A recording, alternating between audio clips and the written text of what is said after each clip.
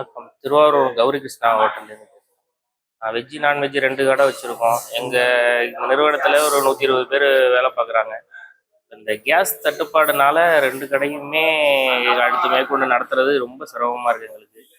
2 கடைக்கும் சேர்த்து ஒரு 5லேருந்து ஒரு 10 சிலிண்டர் ஒரு நாளைக்கு யூஸ் பண்ணுறோம். இப்போ இன்றைக்கி இருக்கிற சூழ்நிலையில் 2 சிலிண்டர் இல்லை 3 சிலிண்டர் தான் கொண்டு வந்து கொடுக்குறாங்க. கொடுக்குறவங்களும் அந்த 2 சிலிண்டர் 10 சிலிண்டர் யூஸ் பண்ண இடத்துல 2 சிலிண்டர் எங்களால் பண்ண முடியல.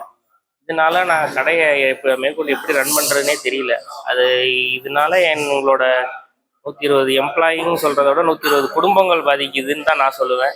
அது அன்னியில் எங்களுக்கு வாடிக்கையாளர்கள் ஒரு நாளைக்கு ஒரு 300லேருந்து 400 பேர் எங்கள் உணவகங்களை நம்பியே இருக்காங்க. எங்கள் நிறுவனங்களை மட்டுமே. இது இல்லாமல் திருவாரூரில் இருக்கிறது ஒரு ஏகப்பட்ட பேர் இருக்காங்க உணவகங்களை மட்டும் நம்பியே. இப்போ உணவகங்கள் இதுக்கு மேற்கொண்டு செயல்படாது அப்படின்னா அவங்களோட உணவு தட்டுப்பாடு ரொம்ப ஏற்படும். இது உணவு தொழிலுங்கிறது ஒரு அத்தியாவசியமான தொழில். இதுக்கு கவர்மெண்ட்டு உடனே இதுக்கு தீர்வு காண்டு இதுக்கு நல்ல முடிவு எடுக்கணும். வருது சார். 10 சிலிண்டர் வந்த இடத்துல 2 சிலிண்டர் 3 சிலிண்டர் அதுவுமே போராட்டம் பண்ணி எடுக்கிறோம். ரேட்டுமே கடுமையாக ஏறி இருக்கு. சரி, ஏறுனாலும் பரவாயில்ல, எங்களுக்கு சிலிண்டர் கொடுங்க அப்படிங்கிற இதுக்கு கேட்குறோம். இல்லை அப்படின்னு ஒரே வார்த்தையாக சொல்லிடுறாங்க.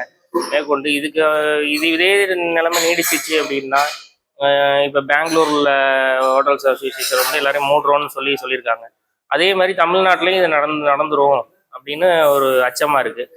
அதே சமயம் அந்த ஹோட்டல்கள் மட்டும் மூடிட்டாங்க அப்படின்னா ஒரு ஊர்லேயும் உணவகங்களை நம்பி மட்டுமே எல்லாருமே இங்கேருந்து இருக்கவங்களாம் இருக்காங்க. இப்போ வெளியூர்லேருந்து இங்கே ஒர்க் பண்ணுறவங்களும் இல்லை ஸ்கூல் ஸ்டூடெண்ட்ஸு எல்லாருமே உணவகங்களை நம்பி தான் ஒரு வாழ்வாதாரத்தை நவுத்திக்கிட்டு இருக்காங்க.